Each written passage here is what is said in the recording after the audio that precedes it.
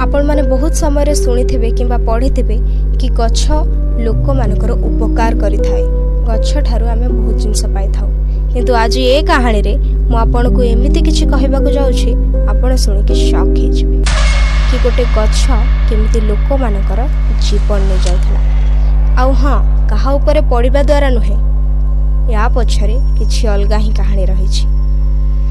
से गछ एते डरावना और खतरनाक थिला जे केवल राति रे नुहे बरं दिन समय सेठाकु जीवाकू गाँर लोक माने डरुथिले। आउ से गछ पाखरे पाद पकेबा कथा चिंता करिबा द्वारा ही तांको छाती थरी उठुथिला। आज आमे सेई कहानी विषय रे कथा हेबा। ए कहानी स्टार्ट होछि ओडिसा रे थिबा मंगलाजोड़ी गाँर गोटे गछरु। 2007 मसीहा रे एमिति गोटे प्रेतात्मा से गछ को बस कर देथिला कि छुआ माने घरु बाहरी बाकु भी डरुथिले। से प्रेतात्मा पूरा गाँ को अस्तव्यस्त करके रखी देथिला। तेबे चलंतु एबे वीडियो को स्टार्ट करिबा।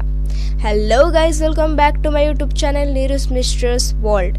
आपण मानको स्वागत करूछि आउ गोटे रहस्य सहित। किंतु हाँ, वीडियो को स्टार्ट करबा पूर्वरु जो माने मो चैनल रे नुआ अछंती दया करी चैनल को सब्सक्राइब कर दियंतु आउ वीडियो को लाइक शेयर कर दियंतु। सो गाइस, ए स्टोरी हला माधव रा। कहा जाए कि माधव बहुत वर्ष पूर्वरु सहर रे रहउतला, किंतु बिजनेस रे तार किछि लॉस हबा कारणरु से क्षति रु बाहर को आसी पार नथला। आ माधव को एमती टेंशन रे देखि कि ता माँ बापा मध्य चिंता रे रहउतले। सेति पई ता माँ बापा माधव को कहले कि आमे बे गाँ को जाई के रहबा उचित। जे पर्यंत सहर रे सब किछि ठीक न हो जाइछि से पर्यंत आमे आम गाँ को चली जिबा।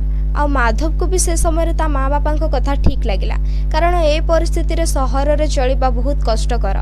सेति पई से माँ बापा को नेकी गाँ को चली गला, जो गाँ रा ना थिला मंगलाजोड़ी। आ एठु ही स्टार्ट होछि माधव जीवनर कहानी। माधव को एमती खुशी रे देखि कि ता माँ बापा भी बहुत खुशी हो गले, कारण माधव सहर रे सब बेले टेंशन रे रहउतला। आ गाँ को आसिला परे ता मुहरे हस देखिकी ता माँ बापा माने भाबिले जा हो किछि तो फायदा हैला, आमे गाँ को आसीबा द्वारा आम पुओ खुशी रे। तो गोटे दिन माधव तार काम सारिकी घर को फेरुथिला। से बहुत थकी जाइथिला, सेति जेते शीघ्र हबो से ता घर को पहुँचबा को चाहुथिला। जेमिति से अधा बाट को आछि ता मुंड को गोटे ख्याल आसिला कि ता सांग थरे ताकू कहिदिला कि तांको घर को जिबा पई गोटे शॉर्टकट अछि। माधव भाबिला एबे तो सबडे लोक अछंती, हां किंतु से रास्ता टिके सुनसान थिला। सेति माधव चिंता कला एबे तो संध्या समय हेछि, आउ एमती रे भी अधा राति न हो जाए कि ताकू डर लागि थांदा।